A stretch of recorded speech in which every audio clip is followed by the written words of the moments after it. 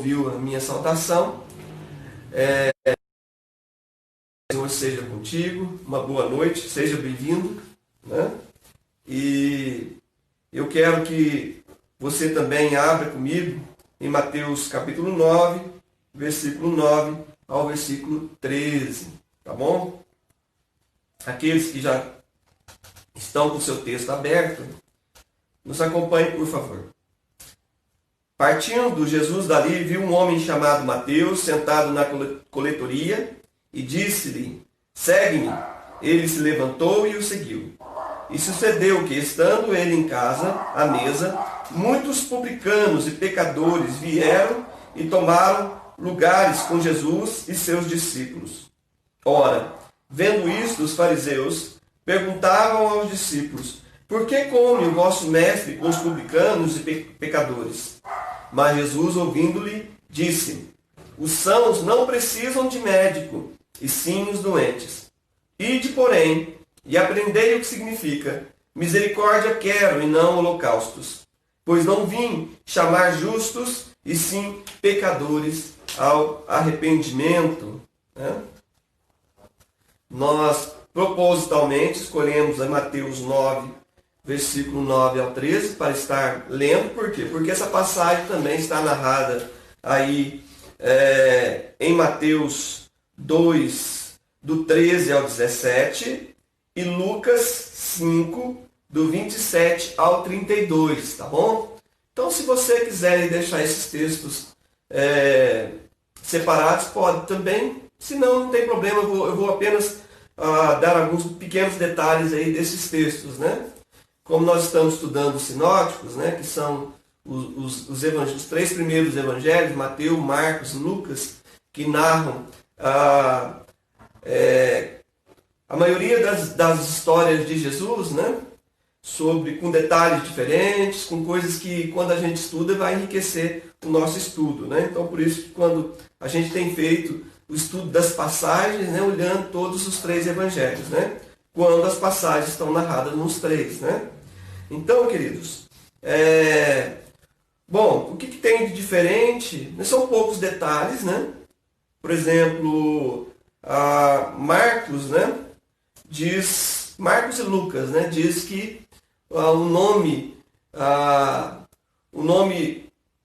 judeu de Mateus, né, israelita de Mateus, era Levi. Né? E Marcos ainda acrescenta o detalhe que ele era filho de Alfeu, está lá em Marcos 2, versículo 14. Né? E Lucas traz alguns outros detalhezinhos, mas assim, detalhezinhos que vão ser importantes. Né? Pois bem, vamos então ver o que Jesus, ao passar, né, diante de Mateus, falou para ele, qual foi a reação de Mateus. Né? Diz aí, e sucedeu que estando, versículo 9, partindo Jesus dali, viu um homem chamado Mateus sentado na coletoria e disse-lhe: segue-me. E ele se levantou e o seguiu. Né? Então Jesus o chamou de uma forma particular. Né? E deu-lhe o privilégio de não ser aquele que manifestou o desejo de seguir a Cristo. Né? Mas ele foi chamado por Jesus. Ele é um daqueles que Jesus orou para que Deus mostrasse quem seriam os 12 que estariam com ele. Né? Antes de Jesus escolher os seus 12, né, ele passou a noite em oração. Então Jesus lhe mostrou aquele homem. Provavelmente seria um homem que não seguiria Jesus por iniciativa própria. Né? Porque ele estava acostumado a ser rejeitado pelas pessoas da religião. Né? Por causa da sua profissão. Porque ele era publicano. Isso é, um coletor de impostos. E qual era o problema com os publicanos? Os publicanos, eles trabalhavam para os romanos. Então, geralmente, eles cobravam o máximo do limite que era permitido e às vezes até mais. Né? Então, quer dizer, eles eram conhecidos como sendo pessoas desonestas e que, por fato de trabalharem para Roma, eram ainda traidores do seu próprio povo. Né? Então, eles eram por causa disso, considerados pecadores pelos religiosos, né? Então, provavelmente, mesmo Jesus tendo passado por aquele lugar, e geralmente Jesus era acompanhado por muitas pessoas que queriam ouvi-lo ou que queriam receber alguma cura, né? Mateus provavelmente achava que aquilo não era para ele, né?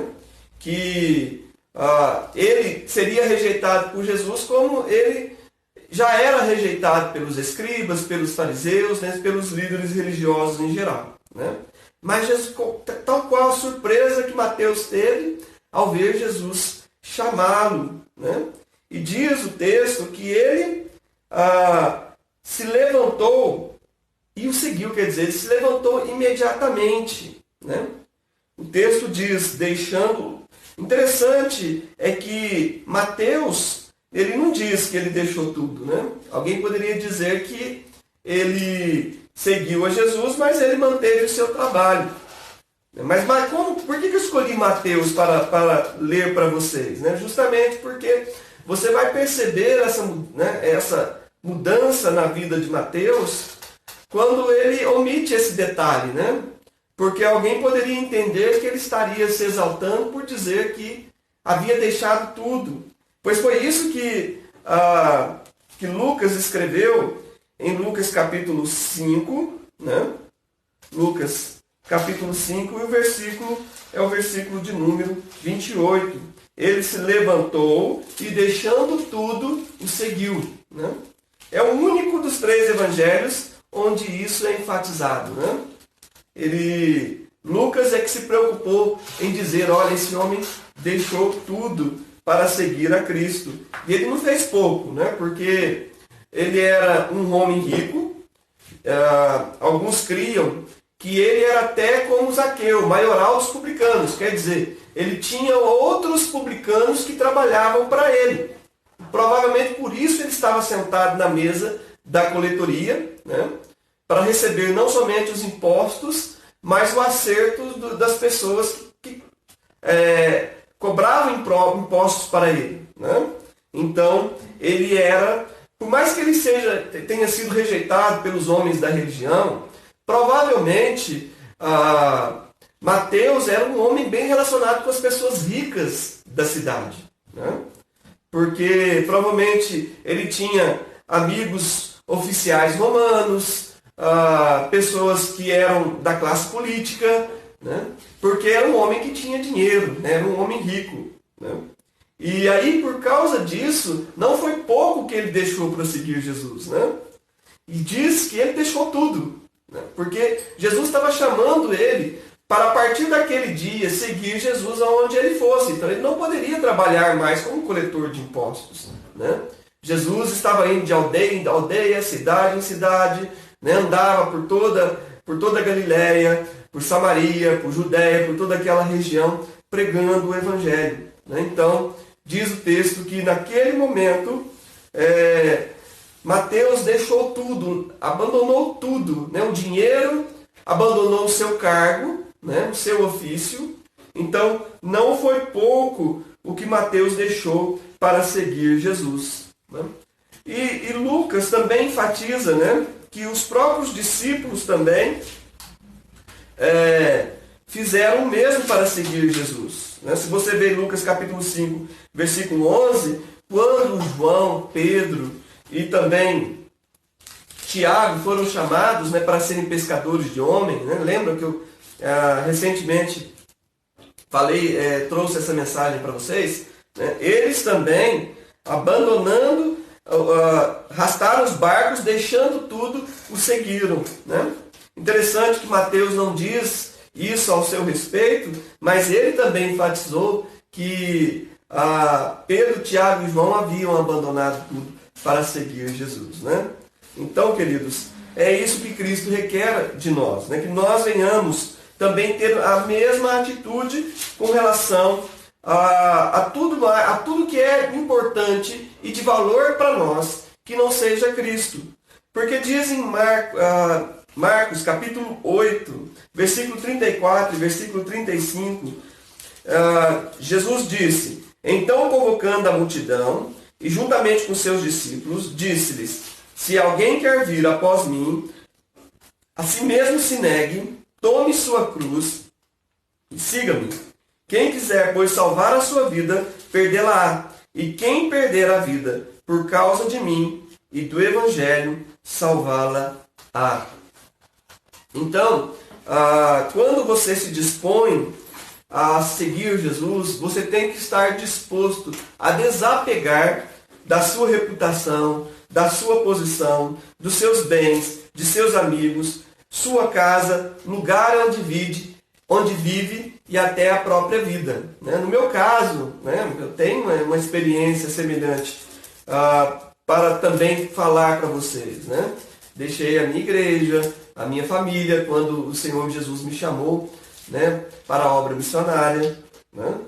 E na época, quando eu recebi o primeiro chamado, e primeiramente entendi que era para pastorear, depois de 2 anos, é que já fazendo seminário para se tornar pastor, é que eu entendi que eu deveria fazer outro seminário, porque durante o tempo que a gente estava estudando do tempo que eu estava estudando para me tornar pastor, as matérias que falavam a respeito de missões falavam muito forte no meu coração, os trabalhos na igreja que eram feitos, porque nós estávamos recebendo gente da Jocum, da Missão Horizontes, enfim, e aquilo inflamava o meu coração.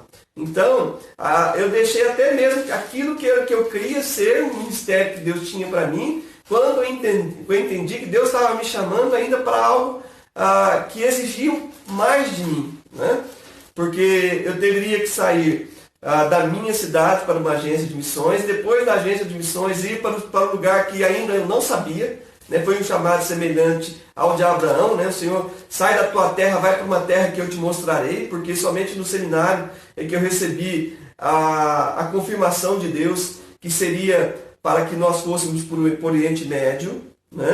Então, você tem que estar disposto até mesmo a fazer isso de forma literal, que é abandonar tudo que está à sua volta para seguir a Jesus. Talvez você não tenha que fazê-lo de forma literal. Isso é, vender seus bens, vender sua casa, enfim. O que significa é estar disposto a renunciar de sua própria vida, se isto for necessário para seguir Jesus. Por quê? Porque em alguns lugares, seguir Jesus, muitas vezes, significa ser despojado dos seus bens. O autor de Hebreus, por exemplo, ele coloca isso, que aqueles cristãos ali haviam sofrido muito por causa do Evangelho. Alguns perderam seus bens, alguns aceitaram sofrer perseguições por causa do Evangelho. Então, se Cristo vale muito mais para nós do que os nossos bens, do que a nossa profissão, do que a nossa posição, se for necessário, quando levantar-se uma perseguição, nós não teremos nenhum receio de abrir mão de todas essas coisas para mantermos fiéis a Jesus. Então, esse deve ser o coração de quem segue a Jesus. Seus bens, tudo que você que você tem, está nas mãos de Jesus. Se Ele pedir a você que faça alguma coisa, que vá a algum lugar, ou que entregue, ou oferte alguma coisa a alguém, você não vai encontrar problemas.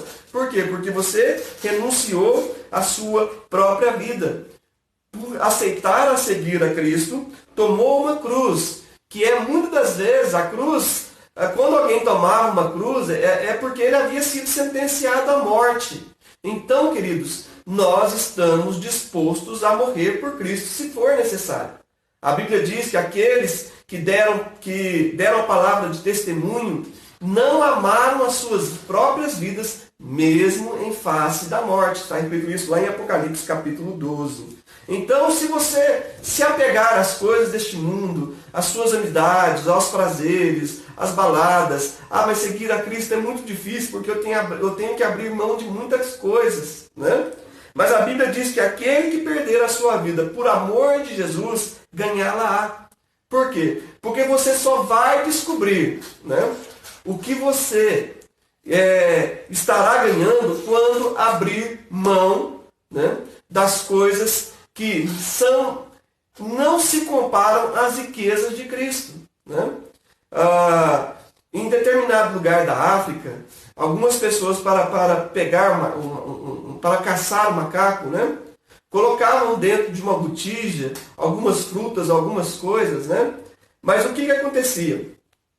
Eles era um buraquinho, né, que só dava para enfiar a mão fechadinha, né?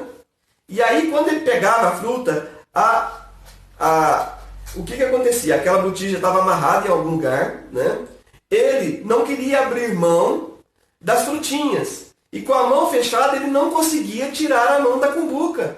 Por quê? Porque ele não queria abrir mão da frutinha que estava dentro da cumbuca. E ali ele ficava preso. O caçador não precisava nem ficar vigiando, porque ele sabe que ao voltar o macaquinho estaria lá preso, porque a sua mão estava cheinha de frutas e por causa disso ele não conseguia tirar a mão da cumbuca.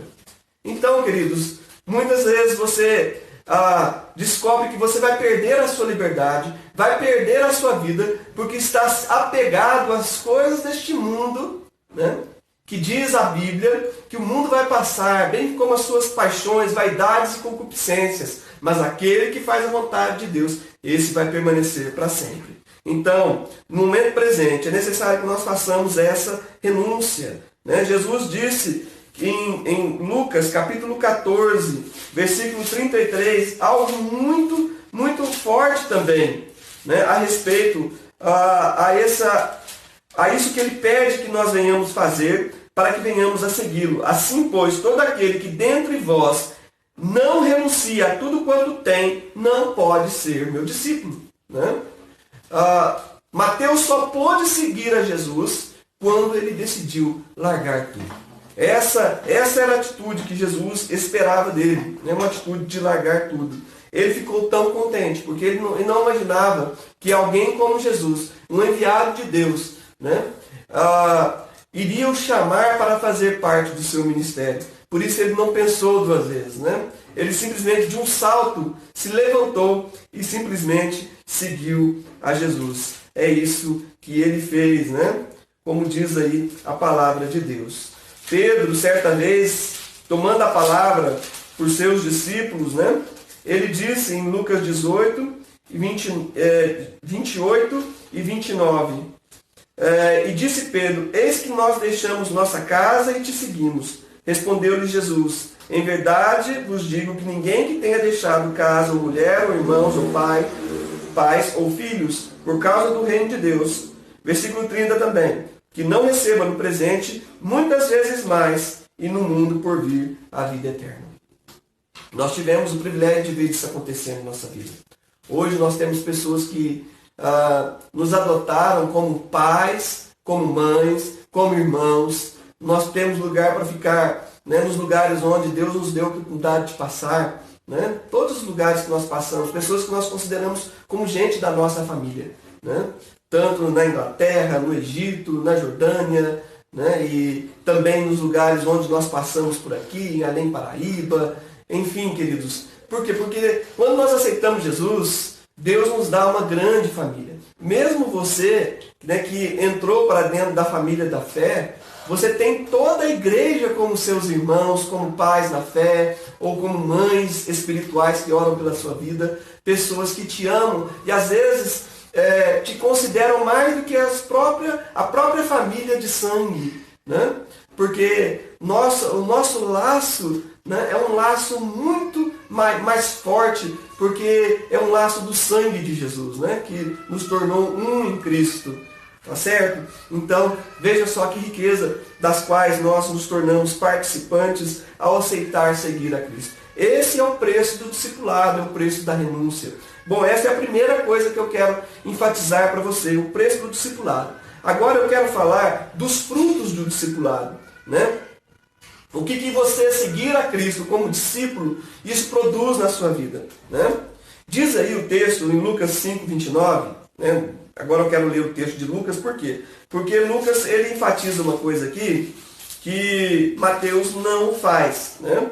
Talvez justamente pela modéstia de Mateus, de não querer dizer, né, que ele fez e ele aconteceu, porque o texto de Mateus diz simplesmente que as pessoas se acharam na sua casa, né? Que as pessoas apareceram lá como se ele não tivesse convidado ninguém. Mas, lá em Lucas, Lucas enfatiza o seguinte, em Lucas 5:29. Então, lhe ofereceu Levi um grande banquete em sua casa. O texto de Mateus, se você não examinar ele acuradamente, você passa até batido que era a casa dele, né?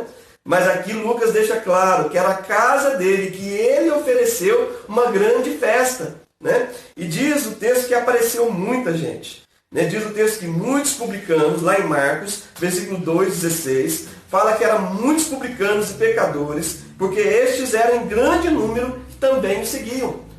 Talvez, ao ver Jesus dando atenção para um publicano, imagina o que os publicanos falaram um para o outro. Gente, esse homem dá atenção para a gente como nós, pecadores, né? Porque esses homens, ao serem rejeitados pela religião, eles eram já, a questão do nome pecador já era associada à palavra publicano. Por quê? Já que a gente não tem vez no templo, nem na sinagoga, nem entre os religiosos, vamos beber, vamos nos prostituir. Então era gente que tinha uma vida desregrada, né? Então eram conhecidos como pessoas pecadoras, né?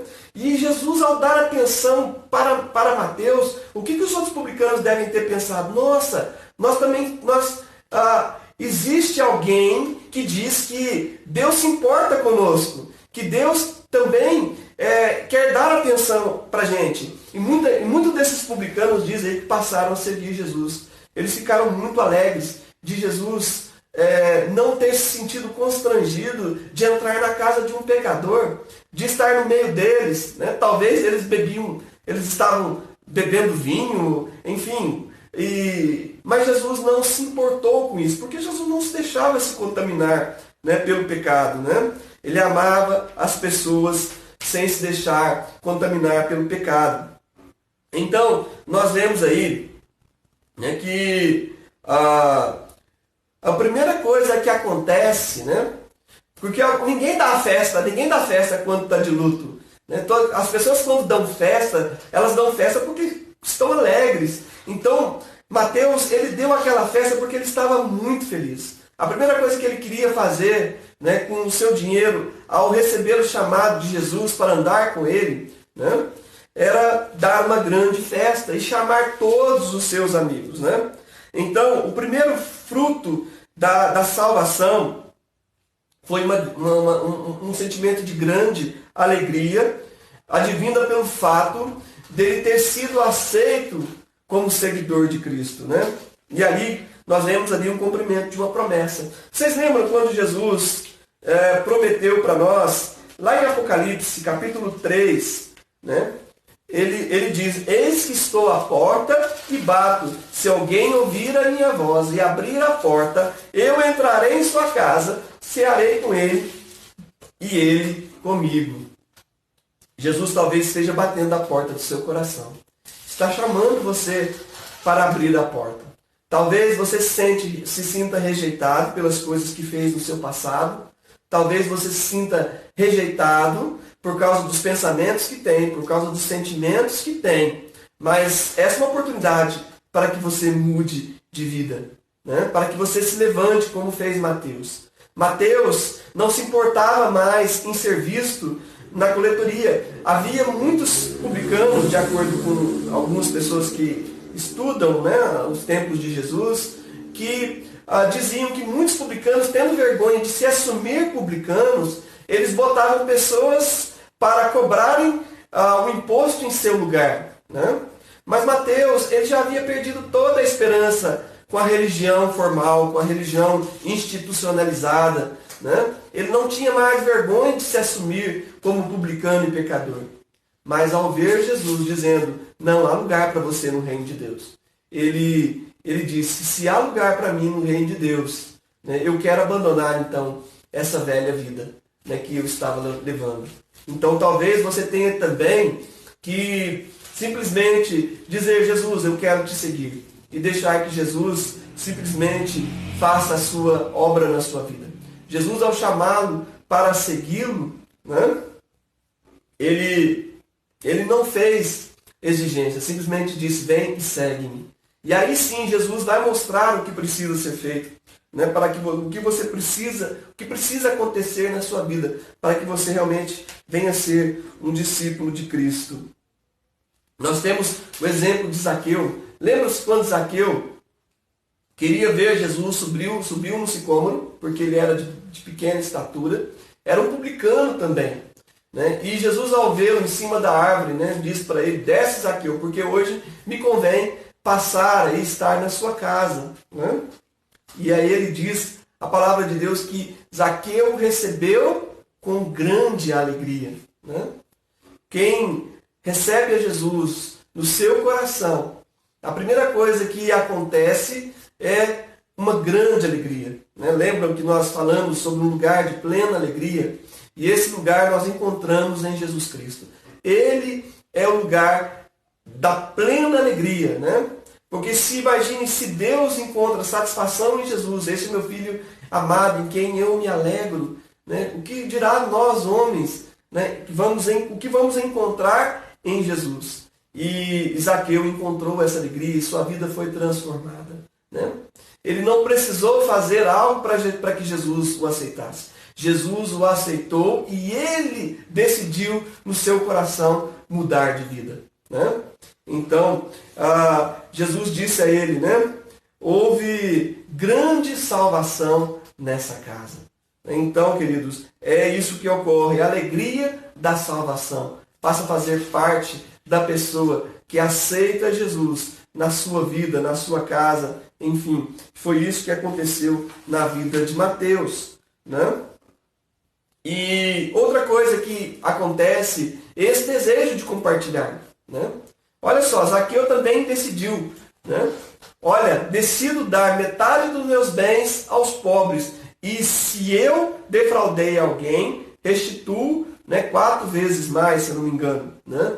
Enfim, ele decidiu restituir os seus bens, se acaso ele houvesse roubado de alguém, né? E já havia decidido dar metade dos seus bens aos pobres. A primeira coisa que Mateus quis fazer, né, não foi só compartilhar um banquete, né, com muita comida, mas ele chamou aquelas pessoas porque queriam que elas ouvissem Jesus, queria que elas estivessem junto com Jesus e pudessem aprender dele. Ele não, talvez, com seu pouco tempo, né, pouquíssimo tempo de estar com Jesus, ele não tinha muito o que oferecer, mas ele poderia dizer: olha, vem cá, vem ouvir uma mensagem, vem estar com alguém que eu conheci, que é um enviado de Deus, que veio para nos trazer salvação e paz. Talvez você não tenha muito o que falar, mas você pode falar do que Jesus fez na sua vida. Você pode chamar essa pessoa para estar contigo na igreja, né? Assim como Mateus chamou os seus amigos para estarem com ele em sua casa, para estarem junto com Jesus, né? Então, isso foi o que aconteceu. Ele compartilhou. E esse é o que nós devemos fazer: compartilhar a mensagem que nós recebemos, né? E olha, uma outra coisa que é o fruto de você andar com Jesus, de seguir Jesus, é o fato de você passar a ser uma pessoa misericordiosa, né? Alguém que se compadece dos demais, assim como Zaqueu se compadeceu dos pobres, né? Misericórdia e não só religiosidade. Jesus, ao citar esse texto aqui, né, ele citou o texto de Oséias, capítulo 6, versículo 6, que está escrito: misericórdias quero e não holocaustos, né, e não sacrifícios, conhecimento de Deus mais do que holocaustos, né? Por quê? Porque normalmente as pessoas muitas pessoas religiosas, né? Não vou dizer que todas, né? Claro, né? Mas existe, infelizmente, muitas pessoas religiosas que estão contentes com as suas práticas religiosas. O fato delas irem à igreja, o fato delas darem dízimo, o fato, né, delas terem práticas, jejuar, ou talvez ler a Bíblia, orar, né? E muitas pessoas estão confiando nessas práticas para que Deus as aceite, né? Pessoas que às vezes se sentem menos amadas quando elas não estão em dias com suas práticas religiosas, né? Mas olha só, quando Jesus fala da parábola do fariseu e do publicano, lá em Lucas, né? Já que estamos falando da conversão e do chamado de um publicano, né? As duas coisas juntas aconteceram com Mateus ao mesmo tempo, né? Nós vamos ver aí, né, um exemplo que Jesus dá justamente usando a figura de um publicano, 18, 9 a 14. Propôs também essa parábola a alguns que confiavam em si mesmos, por se considerarem justos e desprezarem os outros. 2 homens subiram ao templo com o propósito de orar, um fariseu e outro publicano. O fariseu, posto em pé, orava de si para si mesmo desta forma: ó Deus, graça te dou, porque não sou como os demais homens, roubadores, injustos, adúlteros, nem ainda como este publicano. Jejuo 2 vezes por semana e dou o dízimo de tudo quanto ganho. O publicano, estando em pé, longe, não ousava nem ainda levantar os olhos ao céu, mas batia no peito, dizendo: ó Deus, sê propício a mim, pecador.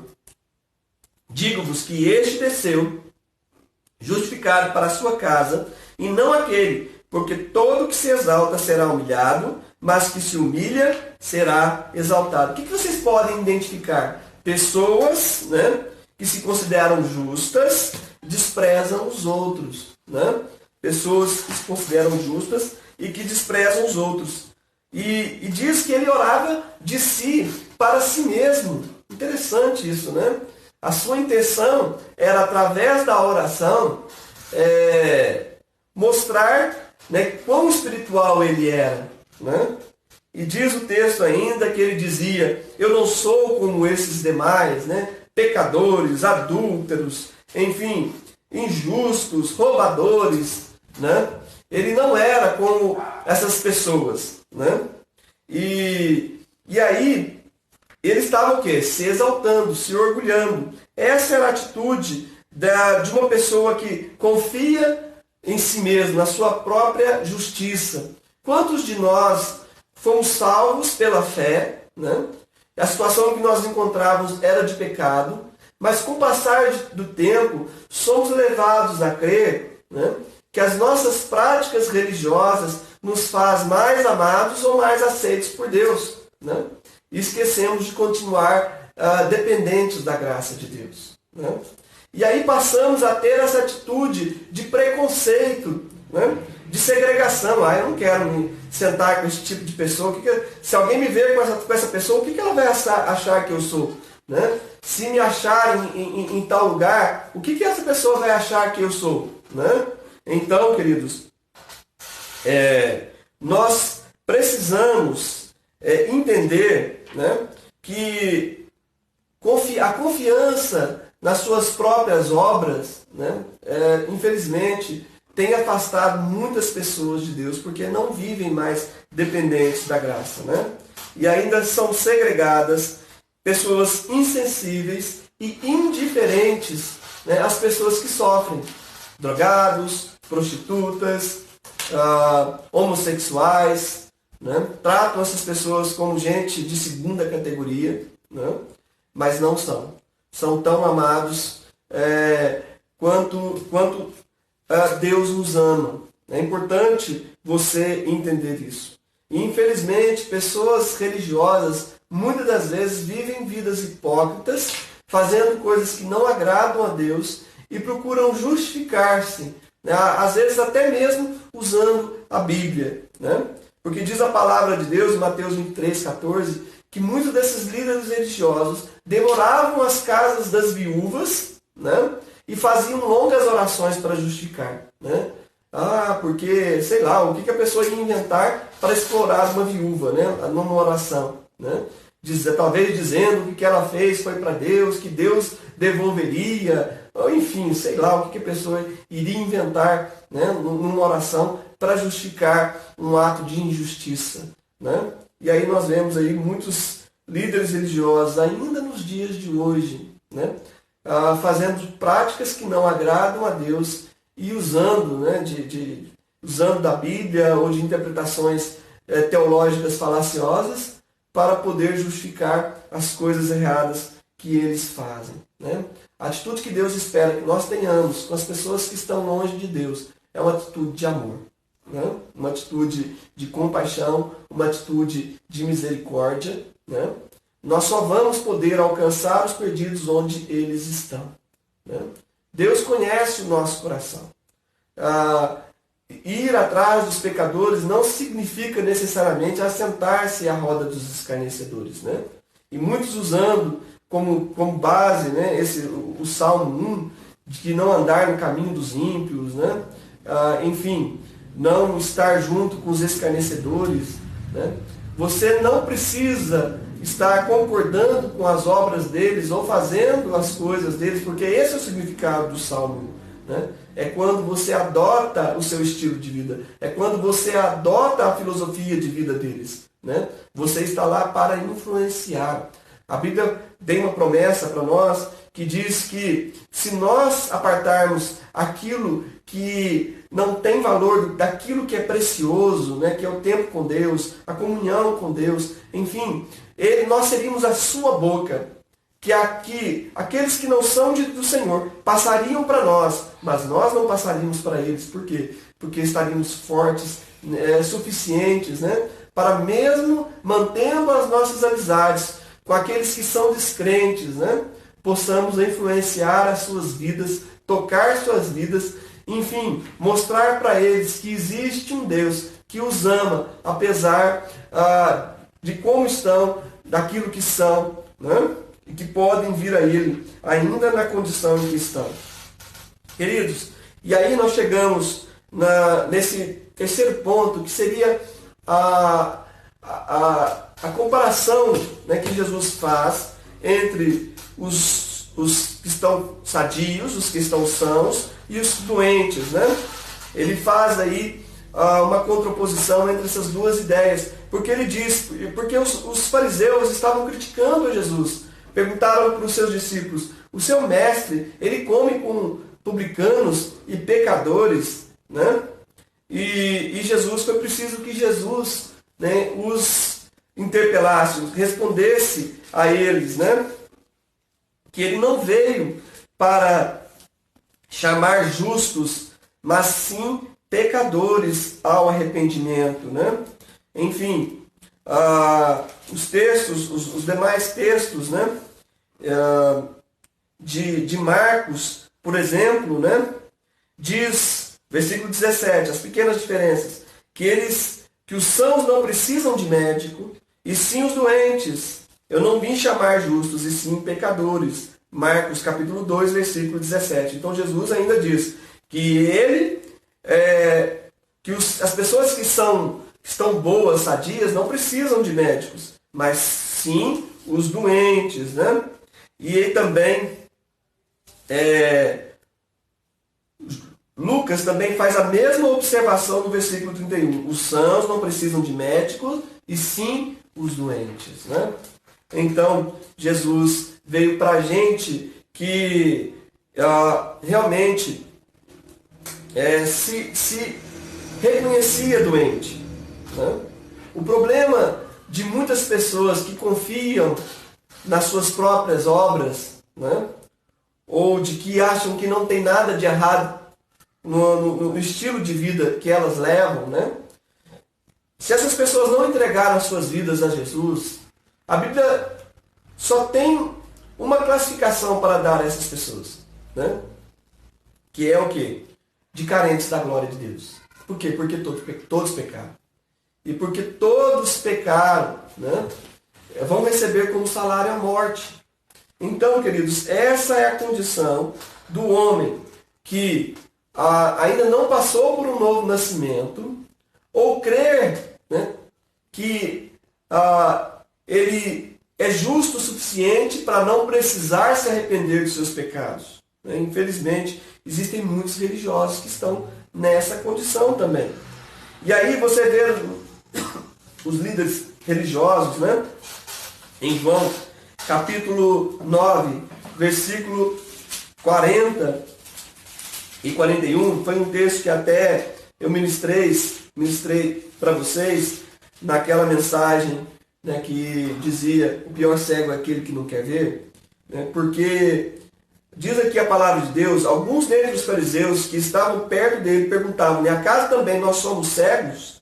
Respondeu-lhe Jesus, se fosseis cegos, não terias pecado algum. Mas porque agora dizeis, nós vemos, subsiste o vosso pecado. Né? Por quê? Porque Jesus havia dito que ele veio para fazer com que aqueles que veem se tornassem cegos e aqueles que são cegos pudessem voltar a ver. Obrigado. Então, queridos, essa é a realidade.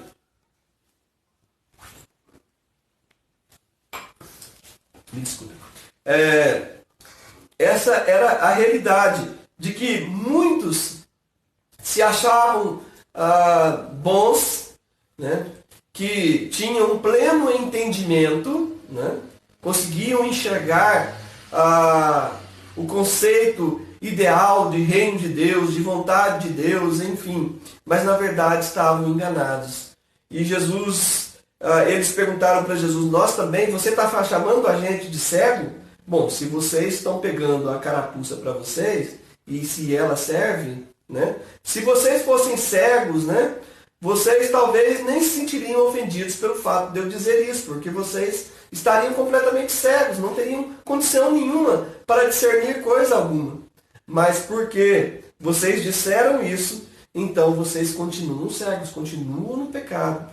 Então essa é a condição de muitos religiosos. Infelizmente, muita gente que acha pelo fato de ter ido à frente da igreja, ter feito algum tipo de oração, né? Enfim, ele já está salvo e pode continuar vivendo a vida antiga que ele vivia. Sem arrependimento, porque Jesus veio chamar pecadores ao arrependimento. A cura só pode ocorrer se houver verdadeiramente arrependimento no coração. E não simplesmente adoção de práticas e rituais religiosos, né? Isso não vai te levar para o céu, tá? Então, é necessário entender, aceitar a cura e as implicações que isso acarreta. Jesus não estava dizendo para eles que eles eram sãos. Vocês não precisam, porque vocês estão sadios. Jesus estava dizendo para eles que eles achavam que eles eram sãos, né? Então, por quê? Só os que se reconhecem doentes podem receber tratamento e cura. Eles achavam que não tinham pecado. Eles achavam que não eram doentes espirituais. Então, eles tinham dificuldade de entender isso. Por isso, tanto é que tinham, porque Nicodemos era um dos fariseus, né? Ele foi ter com Jesus de noite, porque ele não queria ser visto como alguém necessitado de alguma coisa da parte de Jesus. Porque, geralmente, os fariseus, eles já estavam, né, bem com Deus, digamos assim. Né? Então, por isso, ele foi ter com Jesus secretamente. E Jesus disse ele de cara, né? Nicodemos tenta bajular Jesus, né? Mas Jesus já começa logo dando uma palavra, dando uma cortada nele, né? Olha, ele diz simplesmente assim, se você não nascer de novo, você não vai poder entrar no reino de Deus. E aí, Nicodemos se faz de desentendido, né? Quando ele diz, como pode ser um homem velho nascer de novo? Tanto é que Jesus fica surpreso, né, com ele tentando dar esse migué, né, tentando mostrar que era alguém que não sabia do que ele estava falando. Porque a Bíblia fala no Velho Testamento que Deus daria um novo coração, que faria a nação de Israel nascer de novo. Né? Então, ele tenta dar um de desentendido. Como pode ser um homem velho? Aí Jesus diz, olha, me surpreende você, sendo mestre em Israel, não saber dessas coisas. Jesus estava dizendo para ele, olha, você realmente é professor? Você realmente é mestre em Israel? Não sabe do que eu estou falando? Jesus repetiu para ele, pois eu vou te dizer de novo. Né? Se você não nascer de novo, você não pode entrar no reino de Deus. Então não adianta ser religioso. É preciso nascer de novo. É preciso ter uma nova vida. Se você não tem um marco na sua vida, aquele dia que você diz assim, eu era cego, mas agora eu vejo. Né? Como disse o cego, né, de nascença. eu andava errado, mas agora eu conheço a luz. Eu estava nas trevas, eu estava perdido, mas agora eu ando com Jesus. Então você precisa desse divisor de águas na sua vida, né? Então, queridos, as pessoas que se acham sãs, né, e acham que não precisam de mais nada da parte de Deus, elas estão impedidas de desfrutar do amor de Deus. Eu citei recentemente também em uma das pregações, né, quando aquela mulher pecadora vai aos pés de Jesus, né, e joga perfume aos pés de Jesus e o enxuga com os seus próprios cabelos, né? E Simão, dentro do seu coração, arrazoava, dizendo, se ele fosse de Deus realmente, se ele fosse profeta realmente, ele saberia que aquela mulher era uma mulher pecadora, né?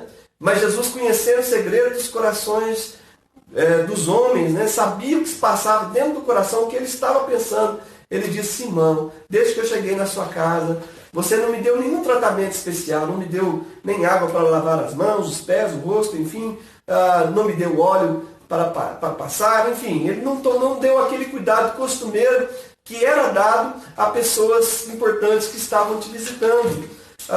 Pelo jeito, Simão estava meio que descrente com Jesus, né? Achando que Jesus não era aquilo realmente que as pessoas diziam, porque essa era a atitude da maioria dos líderes religiosos, dos fariseus, não criam em Jesus, né? E aí Jesus conta aquela parábola de que um credor tinha 2 devedores, um devia uma quantia pequena relativamente e outro devia um montante que ele não teria como pagar, né? E aí aquele credor chama os 2 e perdoa as dívidas de ambos, e Jesus pergunta: qual desses 2 vai amar mais aquele amigo que perdoou a sua dívida? Aí Simão respondeu: o que foi mais perdoado, né? Então Jesus disse: olha, essa mulher entendeu realmente que ela era pecadora. E por entender que ela era pecadora, né, ela não cessa de beijar meus pés, enxugar com seus cabelos, né? Ela demonstra muito mais amor. A questão não está na quantidade do pecado daquela mulher, né, porque ela levava uma vida torta, né, mas a questão estava no reconhecimento de pecado. Porque quando a luz de Deus ela entra na nossa vida, ela mostra que o nosso pecado, não importa qual seja ele, é tão grave quanto o pior pecador deste mundo.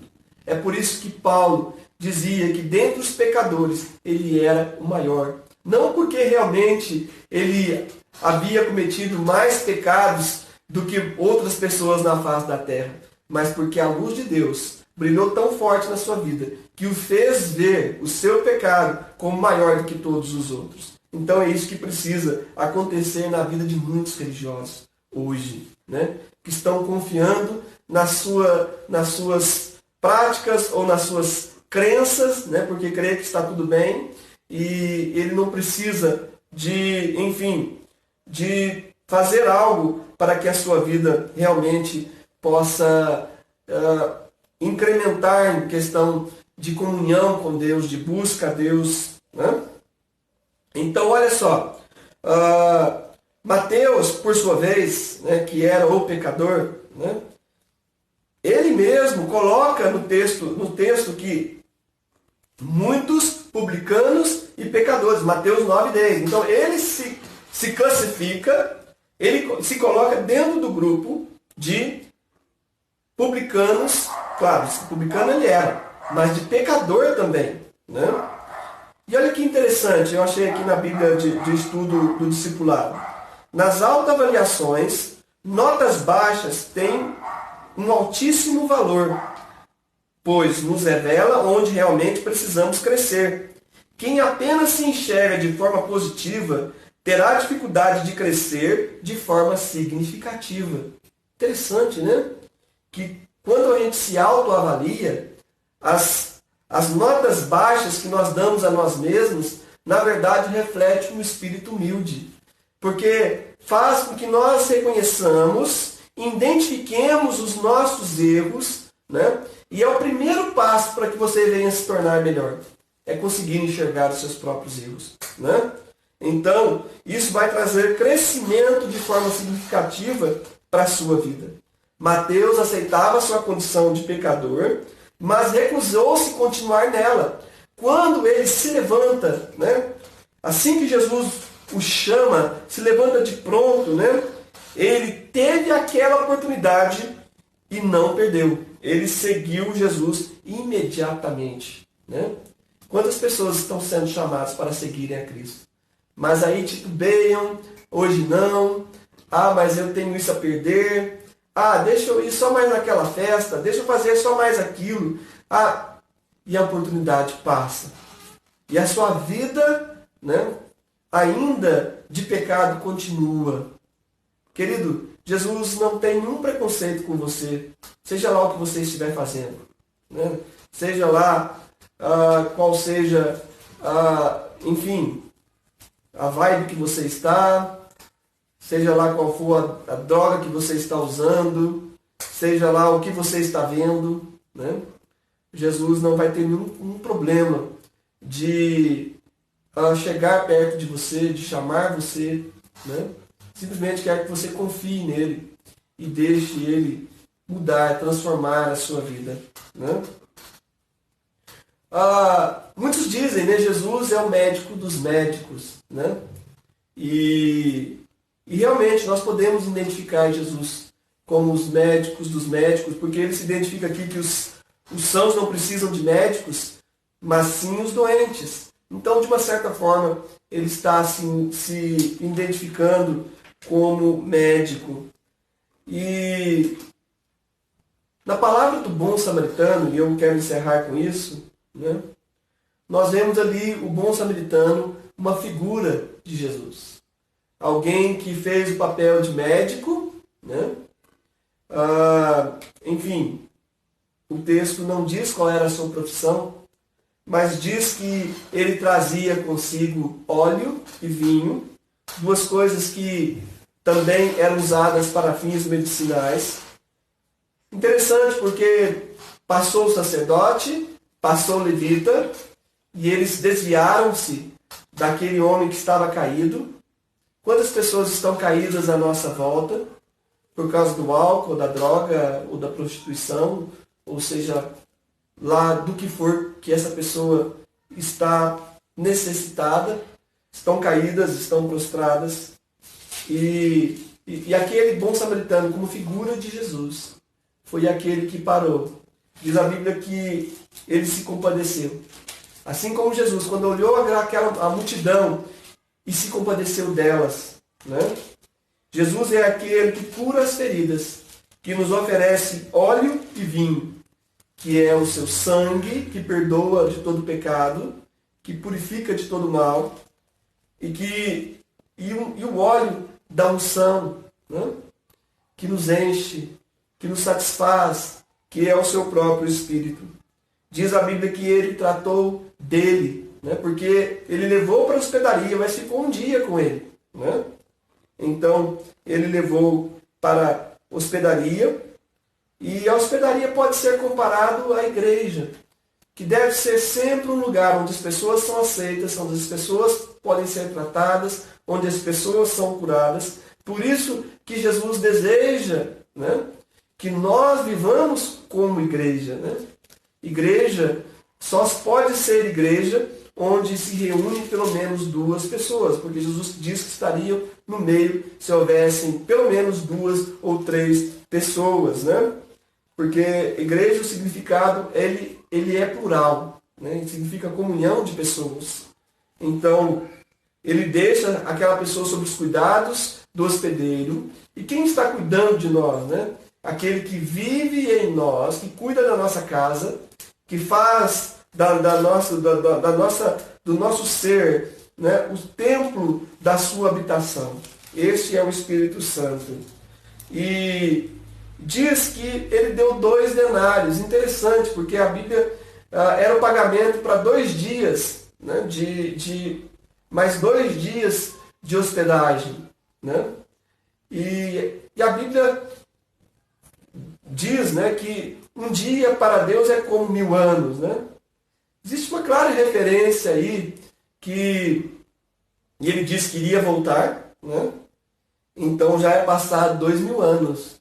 Né? E é provável que isso indique, né, esse texto aqui, tipo, trazendo